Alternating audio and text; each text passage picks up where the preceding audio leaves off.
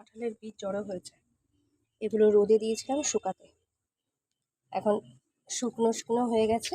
এবার এই ওপরের সাদাগুলোকেও ছাড়াবো, আর ভেতরে যে লালগুলো আছে সেগুলোও ছাড়াবো। ছাড়িয়ে কি বানাবো দেখাবো তোমাদের।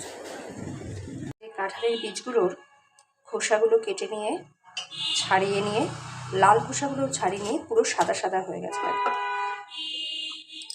এবার এগুলোকে কি করব, কুকারে দিয়ে দেবো, একটু সিদ্ধ করে নেবো। এগুলোকে সিদ্ধ করে নিলাম, একদম নরম হয়ে গেছে। দেখো, আমি টিপে দেখালাম তোমাদের কীরকম নরম হয়েছে, একদম নরম হয়ে গেছে। আর এদিকে নিয়ে নিয়েছি পেঁয়াজ কুচি, দুখানা শুকনো লঙ্কা, একটু রসুন, একটু আদা। এবার ঝালটা তোমরা তোমাদের পরিমাণ মতো দেবে, আমরা কম ঝাল খাই তাই আমরা কম ঝাল দিয়েছি, তো তোমরা তোমাদের মতো দেবে।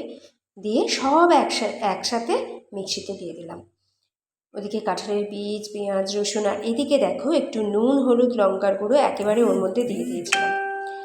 তারপর এটা ঢাললাম কড়াইতে, একটু সামান্য তেল দিয়ে, কিছুতেই পড়ে না, এত ঘন হয়ে গেছে। তো যাই হোক, ওটাকে একটু হাত দিয়ে নেড়ে চেড়ে একটু জল দিয়ে না, তারপরে মিক্সি থেকে নামিয়েছি। তাতে কি অবস্থাটা হয়েছে দেখো। এবার এই জলটা শুকোতে অনেকটা টাইম নেবে। এবার শুকানোর পর যা হয়েছিল না, ভাতের পাত পুরো সাপ। এবার কাঁঠাল বীজের ভর্তাও বলতে পারো, মাখাও বলতে পারো, রেডি। এখন তোমরা বলো, খেয়ে দেখো, দারুণ হয়েছে, দারুণ।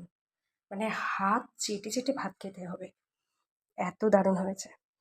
ওপর থেকে একটুখানি কাঁচা তেল ছড়িয়ে দিয়েছি। বানিও, বানানোর পর আমাকে বলো কেমন হয়েছে। দুর্ধর্ষ হয়েছে, দুর্ধর্ষ। দেখো এরকম শক্ত হয়ে গেছে কিন্তু ব্যাপারটা।